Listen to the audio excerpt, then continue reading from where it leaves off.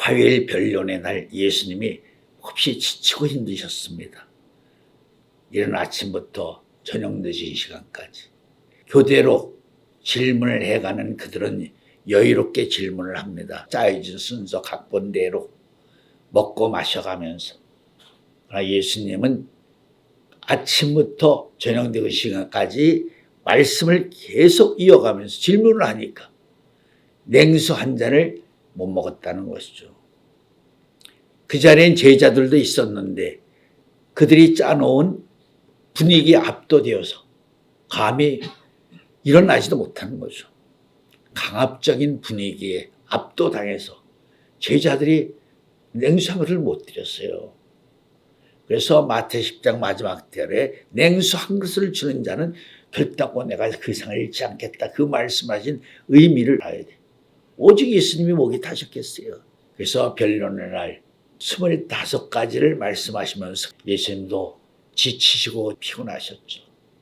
그렇기 때문에 수요일 날 지친 몸을 쉬고 계신다. 그런 쪽으로 표현하는 것은 어느 정도 인간적으로 이해가 되지만 은퇴의 날이라는 건 말이 안 돼요. 물론 성경에도 은퇴라는 말은 없어요. 주석학자, 신학자, 신대교수, 목사들이 고난중한 수요일 날을 침묵의 은퇴의 날이라고 정한 날이에요. 예수님 아직 십자가도 안 지셨는데 은퇴를 했다는 게 말이 됩니까? 그럼 수요일 날은 어떤 날이었을까? 예수님은 하나님 자신이걸로 시편 40편 말씀에도 두루마리에 기록된 대로 내가 하나님의 뜻을 행하러 왔나이다. 그 말씀을 깊이 생각해 보면 이미 오시기 전에 자기가 할 일을 다 알고 오신 분이에요. 아담은 산령인 어린아이이기 때문에 미리 가르쳐 줄 수가 없어. 그러나 예수님은 산령이 아니야.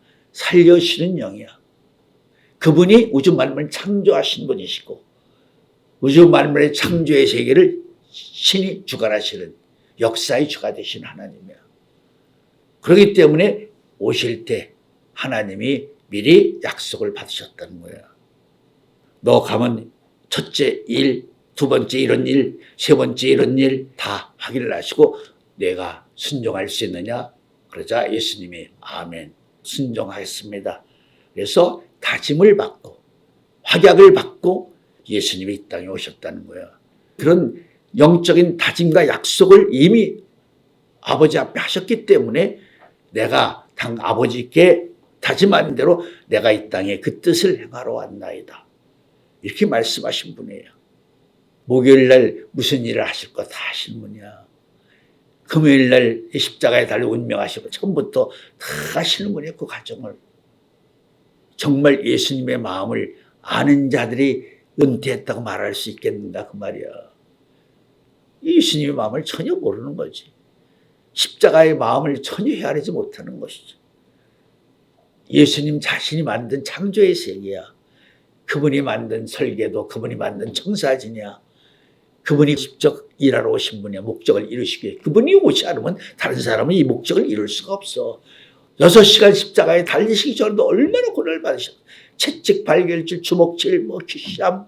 1개 중대가 100명이었죠. 2개 내지 3개 백부장이 자기의 휘하, 방황들을 넣고 빌라도 광장에서 예수님을 엎드려 놓고 분노를 밟고 다니고 또 반대로 눕혀놓고 밟고 다니고. 그래서 사람을 다리같이 건너 다녔던 말씀이 이사야 51장이지. 이사야 51장 23절 말씀. 그 잔을 너를 본고케 하던 자들의 손에 두리라. 그들은 일찍이 내게 이르기를 엎드리라 우리가 넘어가리라 하던 자들이라. 너를 넘어가려는 그들의 앞에 네가 네 허리를 펴서 땅 같게 거리 같게 하였느니라. 성경을 읽으면서 깜짝 놀라서 백부장들이 자기 밑에 있는 100명의 병사들을 통해서 하나 둘 군우를 짜가면서 일렬정대로 걸어간 거야. 예수님을 앞뒤로 눕혀놓고. 예수님이 가다가 왜 14번 쓰러졌는가?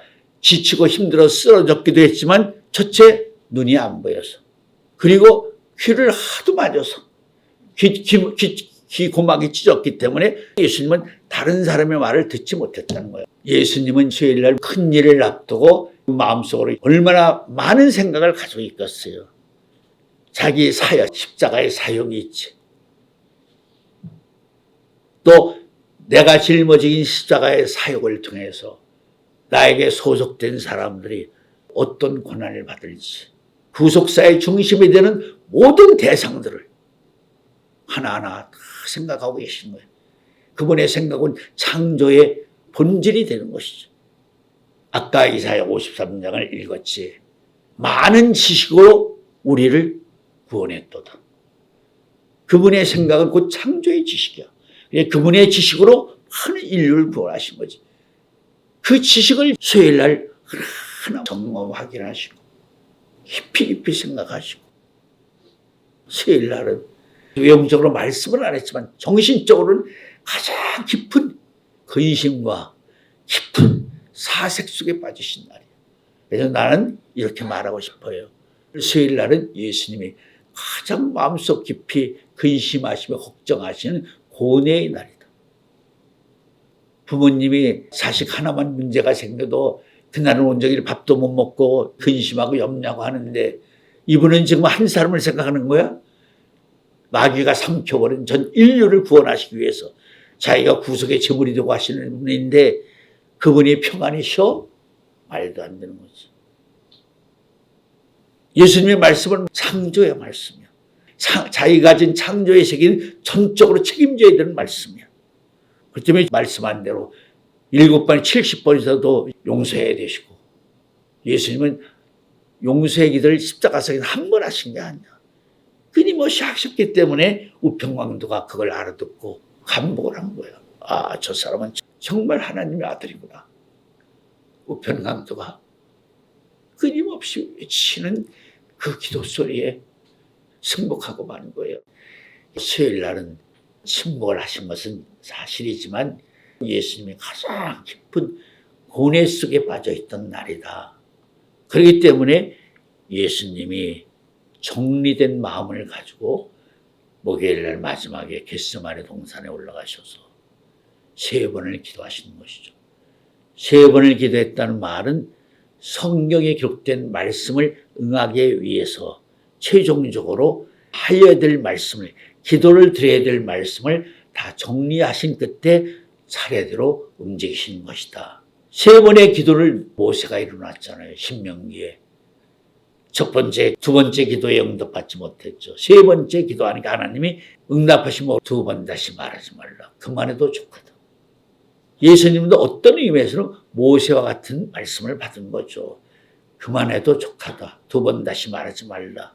그 말씀 속에는 이미 내가 너를 보낼 때 너하고 나하고 주고받은 자만이 아는 말씀이 있지 않느냐. 그 말씀대로 행하라. 그렇게 원한 것이죠. 그런데 왜 예수님이 그런 기도를 내 하시면 하셨는가? 그것은 모르는 것을 아버지께 알게 해달라고 기도하신 것이 아니라 성경 말씀을 응하게 하기 위해서 기도하신 것이에요. 그래야 마귀 앞에도 떳떳하시걸로 하나님이. 예수님이 진짜 몰라서 아버지 이게 어떻게 해줄지 모르겠어요. 이렇게 하는 것이 좋을까요? 저렇게 하는 것이 좋을까요? 아버지 말씀해 주세요. 그렇게 물은 것이 아니에요. 구속사의 세계를 설계하시고 청사진을 만들어 오신 분이신데 몰라서 물어요. 요한복음 19장 말씀처럼 성경을 응하게 하기 위해서 기도하신 것이에요. 그런 의미야. 성경을 응하기 위해서 저들의 죄를 용서해달라. 성경을 응하기 위해서 내가 오늘 함께 나관에 있으라. 성경을 응하기 위해서 여자의 보스 아들이다. 성경을 응하기 위해서 엘리라고 라마 사박다니. 성경을 응하기 위해서 목마르다. 성경을 응하기 위해서 다 이뤘다. 성경을 응하기 위해서 아버지 나의 영혼을 받아주소. 신원의 말씀을 하신 거지. 신원의 말씀이 곧 7 십자가이고 또 7 십자가의 색깔이 무지개의 색. 오늘 말씀을 대해서 강조하고 싶은 것은 학자들이 말한 침묵의 날, 은퇴의 날이라는 말은 분명히 잘못된 것이다. 굳이 예수님의 입장을 말한다면 수요일 날은 예수님이 정신적으로 가장 깊은 고뇌에 빠진 날이다 라고 말할 수 있다는 거죠. 예수님은 얼마나 정확한 때의 주인인 줄 알아야 돼. 가나안 혼인잔치에 마리아가 아들아 포도주가 떨어졌다. 그때 가나안 온 잔치에 예수님이 6사람을 데리고 갔어요. 예수님까지 7사람이 어떤 심정으로 예수님에게 마리아가 그 말씀을 했을까? 2가지 측면으로 말할 수 있어요. 첫째, 인간적으로 말하면 제자를 데려왔으니까 모자라는 포도주를 너희들이 좀 준비해주면 안 되겠니? 인간적으로는 그렇게 생각하고 말했다고 할 수가 있어요. 그러나 영적인 차원에서는 공생의 첫 과정에서 가나안 혼인잔치를 통해서 첫 번째 이적을 이루실 것을 마리아가 사전적으로 은혜 안에서 알았기 때문에 예수님에게 포도주가 떨어졌다고 하는 것이에요. 그런데 시간이 안 맞은 거죠. 우주의 시간과 지구의 시간이 안 맞았다는 거죠. 우주의 시간 쪽에는 가나안 혼인잔치에서 포도주를 만드는 시간이 결정되어 있었어요.